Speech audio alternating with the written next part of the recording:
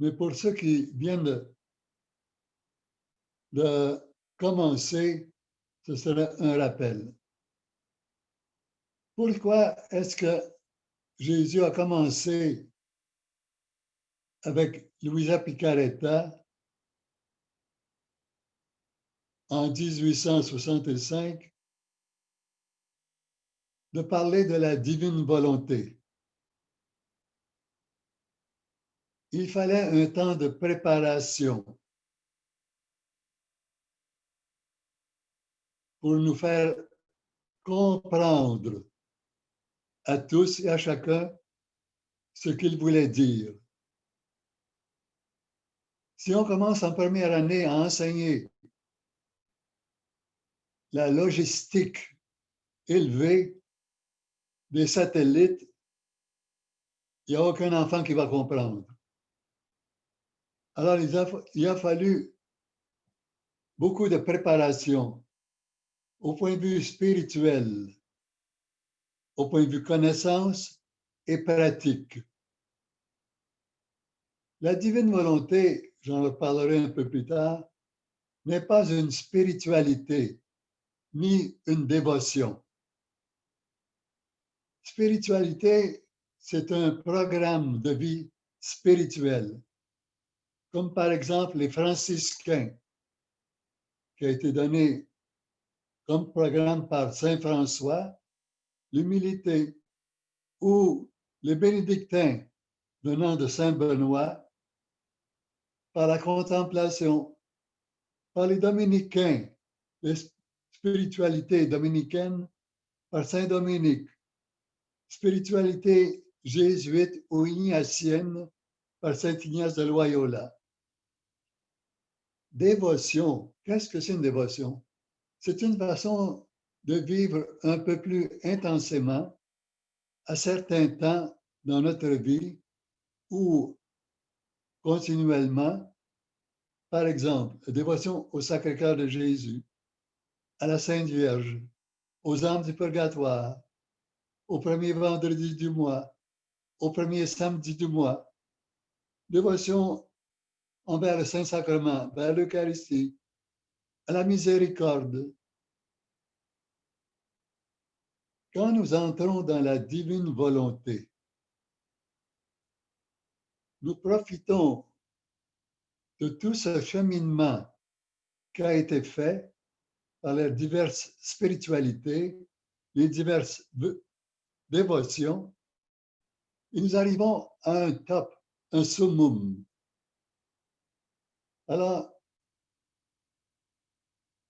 tout ce temps a été donné à l'être humain pour préparer ses connaissances.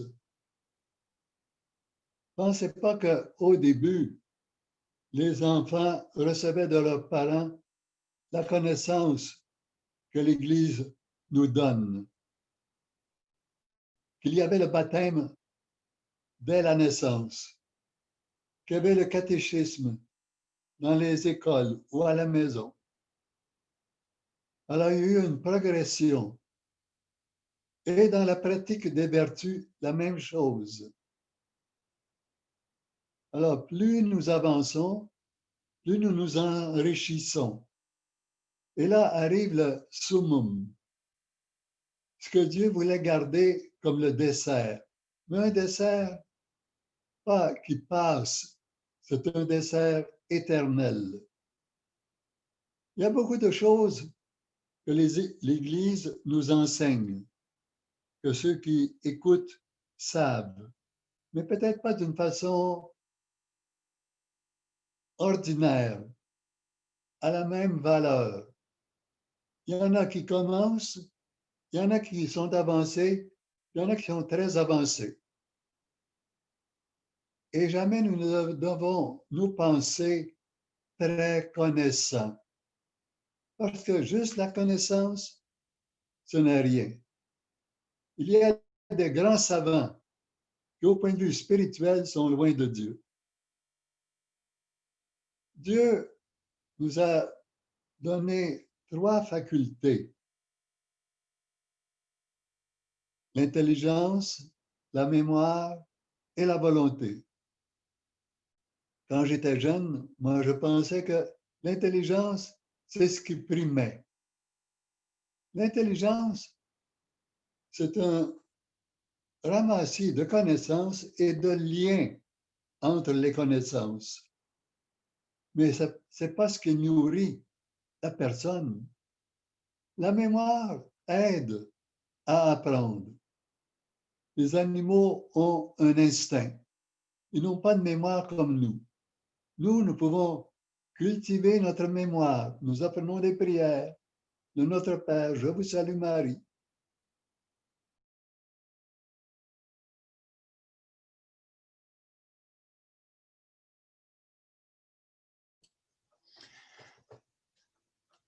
Un instant, l'abbé, faites ouvrir votre micro, il s'est refermé.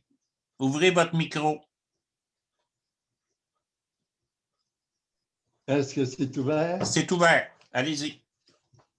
Alors, la troisième faculté, la volonté, est ce qui gouverne l'être humain.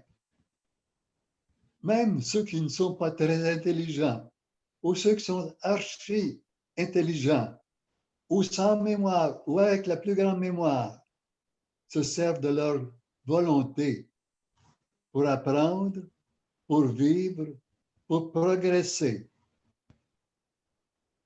Alors notre volonté, c'est un cadeau de Dieu. Pourquoi? Parce que la volonté fait agir la liberté que Dieu nous donne.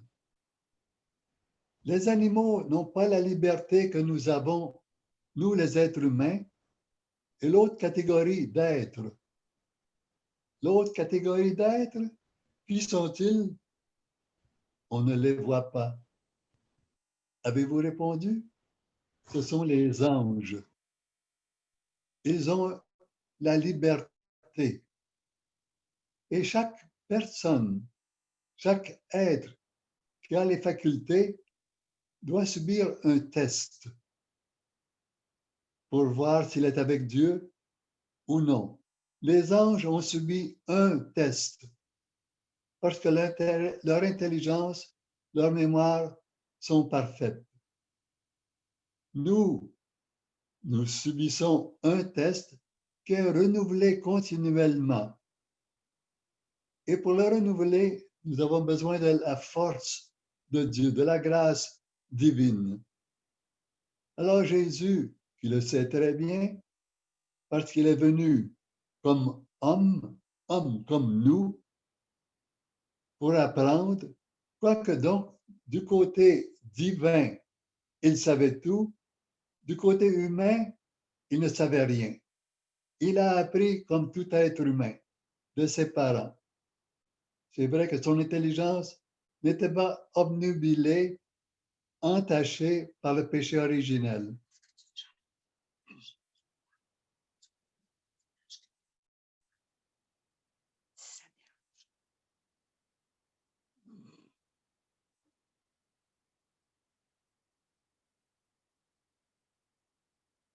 Alors, dans la divine volonté, nous donnons l'ordre primordial à Dieu.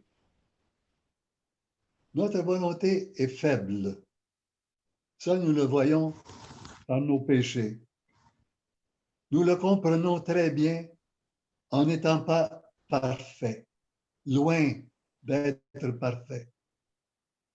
Alors, Jésus est venu comme homme pour refaire notre volonté, mais sans nous forcer, en nous laissant libres. Même lorsque nous entrons dans la divine volonté pour y vivre comme il le veut, notre volonté n'est pas tuée, n'est pas morte, n'est pas absente.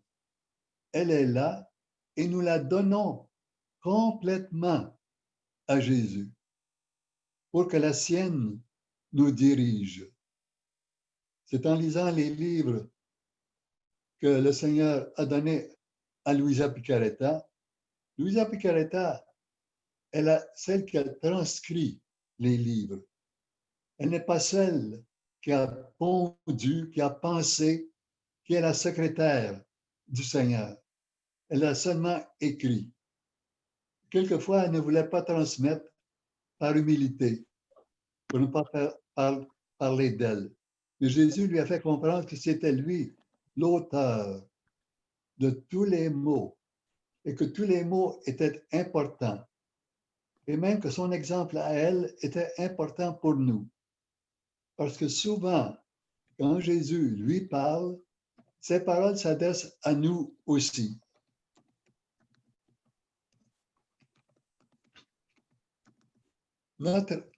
Nos facultés ne sont pas égales. Il y en a qui ont une petite intelligence, une grande mémoire, une moyenne volonté, et ainsi de suite.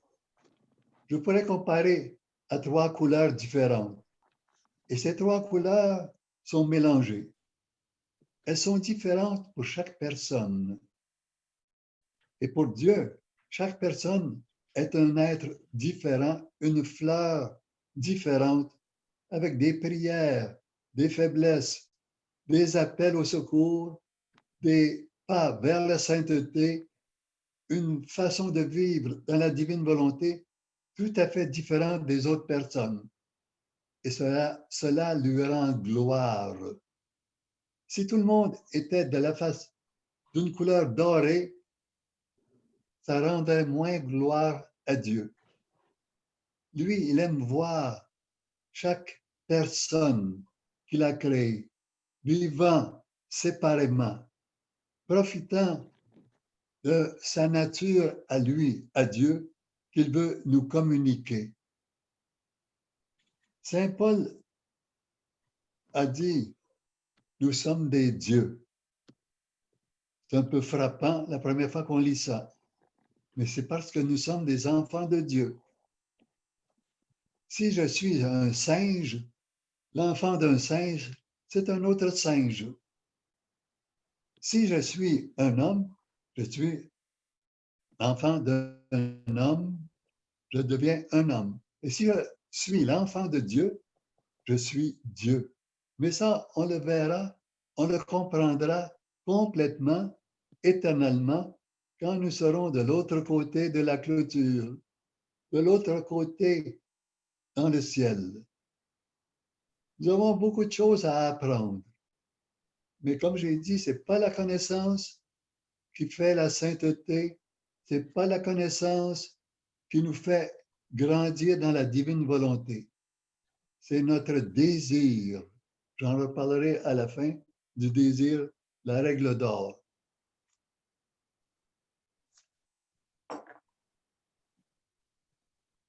Dans le tome 20, je voulais vous dire ça au début. Ceux qui écoutent, ayez un crayon et du papier pour prendre les références quelquefois. Vous êtes plus libre à la maison et vous pouvez écrire.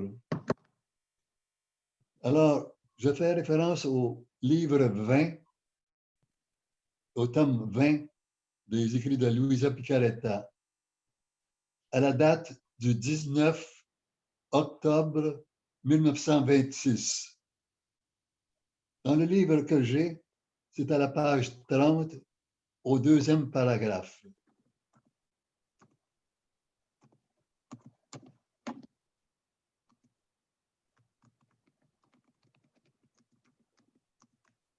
Puis, j'ai poursuivi mes actes dans le ciel infini du divin vouloir, et je pouvais toucher de mes propres mains que, en tout ce qui sortait du fiat éternel, en création, en rédemption et en sanctification, on y trouve de nombreux êtres, des choses innombrables, tout nouveaux et distincts entre eux. Tout au plus, peut-on dire qu'ils se ressemblent, se tiennent par la main, mais il n'y a pas un être ou une chose qui puisse dire « je suis identique à l'autre ». Même le plus petit insecte, la plus petite fleur, porte la marque de la nouveauté. Je me disais, c'est Louisa qui parle, alors il est réellement vrai que le fiat de la divine volonté, majesté, contient la vertu, la source d'un acte nouveau et continu. Nouveau et continu, c'est une touche de l'Éternel. Quel bonheur de se laisser dominer par ce fiat omnipotent. Fiat, ça veut dire que ce soit fait. D'être sous l'influence d'un acte nouveau, jamais interrompu. Je pensais cela lorsque mon doux Jésus revint et me regardant avec un amour ineffable, il appela toutes choses autour de lui. À son appel, toute la création et tous les biens de la rédemption entourèrent Jésus et il lia ma pauvre âme à toute la création et à la rédemption pour me laisser recevoir tous les effets de tout ce que son adorable volonté avait fait. Et il ajouta, ma fille, la personne qui se laisse dominer par ma volonté est sous l'influence de tous ces actes de la divine volonté et reçoit les effets et la vie de ce que j'ai fait moi-même dans la création et la rédemption. Tout est en relation avec elle et lié avec elle. Aux trois facultés, Dieu ajoute aussi pour chaque personne des grâces et des dons. Il peut y avoir des personnes qui n'ont pas une intelligence, une volonté ou une mémoire supra, juste ordinaire, mais qui ont un don. Ça peut être pour la mécanique, la cuisine, toutes sortes, l'art, toutes sortes de choses. Alors, nous devons chacun de nous en remercier le Seigneur. Dans notre vie, il y a deux modes de vie. Il y a le mode humain dans lequel nous avons été créés et il y a le mode divin aussi.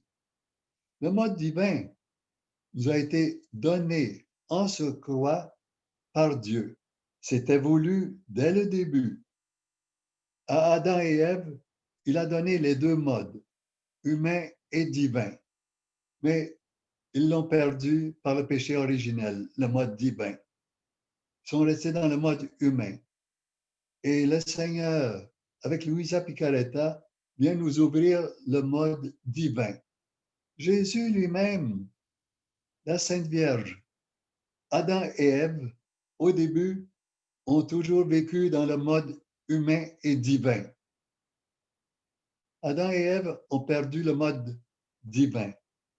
La Sainte Vierge n'a jamais perdu le mode divin. Luisa Picaretta est née dans le mode humain. Elle n'avait pas le mode divin.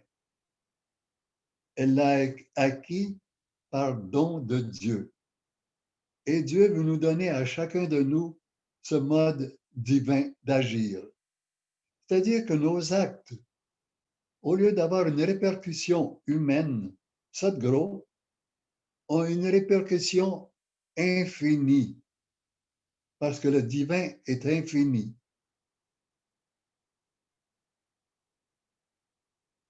Il y a le mot éternel.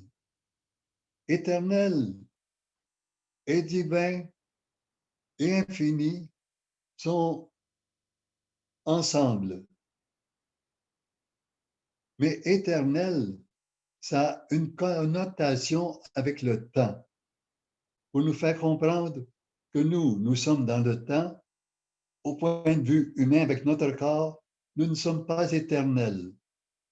Nous naissons, nous sommes conçus dans le sein de notre mère et nous partons un jour. Si nous étions éternels, nous ne partirions pas. Nous durerions tout le temps.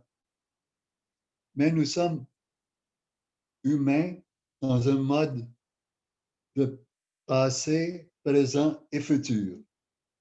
Quand nous serons avec Dieu, à partir de notre mort, nous sauterons dans le mode éternel, où il n'y a pas de fin. Le mode éternel, j'en reparlerai dans d'autres conférences, c'est quelque chose de très grand. Ce que le Seigneur veut de nous, c'est de vivre dans la divine volonté. Quand on lit la Bible, les écrits des saints et des saintes, les écrits de spiritualité, de théologie, de morale, on parle de faire la volonté de Dieu. C'est connu. Et les plus grands saints ont voulu toujours faire et connaître et faire la volonté de Dieu. Mais Jésus vient nous donner une chance, il le dit lui-même, c'est différent, de vivre dans la divine volonté, comme lui a vécu. Et pour faire cela, il est venu comme homme, il a fait beaucoup de choses en notre nom, sachant que nous serions trop faibles pour le suivre partout. Par exemple, vous savez qu'il y a deux moyens de vivre dans la divine volonté. C'est l'amour et la souffrance. On en reparlera plus tard. Les deux sont importants. C'est plus facile d'essayer de vivre dans l'amour que dans la souffrance. Alors Jésus a pris la plus grande partie de nos souffrances. En fait, il voulait la prendre totalement. Mais Dieu le Père lui a dit non, non, il faut que l'être humain montre un brin de bonne volonté. Et nous avons un peu de souffrance. Nous nous plaignons, mais la souffrance est adaptée à chacun de nous. Et si la souffrance semble grande, forte, le Seigneur nous donne des forces pour la vivre, pour passer à travers. Et quelquefois, il va ajouter plus que ce que nos forces peuvent supporter pour aider d'autres personnes. Mais dans ce temps-là, il ajoute aussi de la force, du caractère pour pouvoir passer à travers. Il ne faut jamais se décourager. Alors, vivre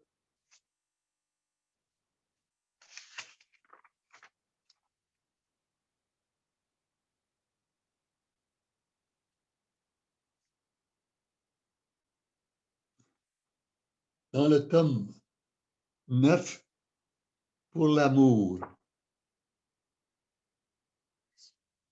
Oh non, je n'aurai pas le temps aujourd'hui. Alors, je vais vous parler, nous sommes dans le mois de Marie, le mois du rosaire. Alors, la Sainte Vierge,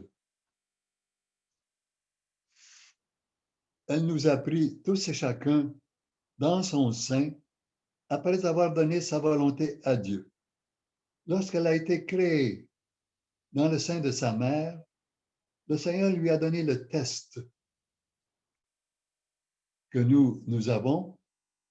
Il lui a donné, avec sa pleine connaissance, il ne lui a pas donné le péché originel, et il lui a dit, que veux-tu faire? Il y a ma volonté, ta volonté et toute ta vie. Quel est ton choix? Sans hésiter, elle a dit, c'est toi mon Seigneur et mon Dieu. C'est ta volonté qui prime en tout. Et comme son choix était parfait, à l'instant, sa récompense a été parfaite. Alors Dieu lui a donné possession de son royaume à lui, ce à quoi nous sommes appelés. Et elle a vu en un instant, ce qu'on verra nous aussi, qu'elle possédait tout, qu'elle nous possédait nous aussi. Mais posséder, pas dans un sens égoïste, oh c'est pour moi, mais qu'elle était en relation pour aider chacun et que chacun de nous, nous sommes ses enfants. Déjà, elle a compris. Et cela a été révélé d'une façon plus officielle au pied de la croix. Lorsque Jésus, dans une de ses paroles, cette dernière parole, a dit, « Voici ton fils ». Ton fils, il pointait à Jean, qui nous représentait chacun de nous. Et à Jean, il a dit, « Voici ta mère ». Comme s'il nous avait dit, et qu'il nous le redit continuellement voici ta mère. Alors Marie, elle est vivante, elle est attentive, et elle peut être attentive aux 8 milliards que nous sommes sur la terre en même temps, comme Dieu l'est facilement. Même aux personnes qui ont été sur la terre avant nous, qui sont décédées. Peut-être 50 milliards de personnes, je ne sais pas. Elle a été la mère même des personnes qui sont en enfer, des personnes qui sont au purgatoire, des personnes qui sont sur la terre. Elle est tout à fait attentive à nous. Alors, quand nous la prions, nous ne devons pas dire « Oh, salut Marie, pleine de grâce, le Seigneur est avec vous. Vous êtes bénie entre toutes les femmes. » Ce n'est pas une prière, c'est une distraction. Alors, c'est mieux de dire moins de Je vous salue Marie, mais de les faire avec une action du cœur, avec attention. C'est la même chose. Nous pouvons être présents devant le Saint-Sacrement. Ce n'est pas nécessaire de lire des livres complets. Nous pouvons être devant Jésus et lui dire, Seigneur, je te donne ma volonté. Je veux m'imbiber de ta volonté. Je veux te regarder, être avec toi et que toute ma vie, chaque instant de ma vie, soit pour toi. Et nous demandons la même chose à Marie, qu'elle nous conduise vers Jésus à chaque instant, qu'elle nous le rappelle, que nos anges gardiens aussi nous rappellent de vivre dans la divine volonté, qu'ils nous donnent des intuitions, des illuminations, des idées. Souvent, on a une idée qui vient et on pense que c'est un coup de vent, on ne s'en occupe pas. Il faut faire attention. Justement, c'est une aide qui souvent ne revient pas. Notre ange gardien ou la pensée de Dieu ne vient pas frapper. Hey, fais attention, je te parle. Non, c'est une suggestion toute douce, sans forcer notre liberté. Alors, soyons à l'écoute. Apprenons à lire dans les livres. Lisez les livres. Jésus leur a dit souvent, lisez, même si vous ne comprenez pas toute la portée, lisez les livres. Et petit à petit, je vous ferai comprendre. Je vais terminer avec ceci, la parole de Saint Jacques dans son épître, la première épître, au chapitre 1, versets 22 à 25. Mettez la parole en application. Ne vous comptez pas de l'écouter. Ce serait vous faire illusion. Au contraire, l'homme qui se penche sur la loi parfaite, celle de la liberté, et nous comprenons que c'est la divine volonté, et qui s'y tient, celui qui ne l'écoute pas pour l'oublier, mais l'applique dans ses actes, heureux sera-t-il d'agir ainsi. Alors, il y aura certainement des questions, il y aura des périodes de questions, mais pas sur l'onde. Vous écrirez vos questions et nous verrons quelles sortes de questions auxquelles nous pouvons répondre. Je vous remercie tous et toutes de votre attention et soyez certains que je prie tous les jours pour vous à toutes les messes et toutes les personnes qui font partie de l'association franco-canadienne sont inclus chaque vendredi dans une messe spéciale pour les membres. Il y aura des questions, comme je vous dis, écrivez-les sur papier et on vous dira comment nous les faire parvenir. Et je vous bénis encore une fois. Que le Seigneur vous aide à vivre, à désirer, vivre, connaître davantage la divine volonté au nom du Père et du Fils et du Saint-Esprit. Amen. Bonjour et bonne journée à tout le monde. Merci. Est-ce que vous m'entendez? Oui. Bon, alors je reprends la parole. Nous allons maintenant faire une pause de 10 minutes. J'aimerais juste rappeler que pour ceux qui le désirent, nous enregistrons toutes les exposés et ils vont être disponibles sur le site de l'association dans la version dans le chapitre lien. Alors, vous alliez dans lien et un instant, voilà.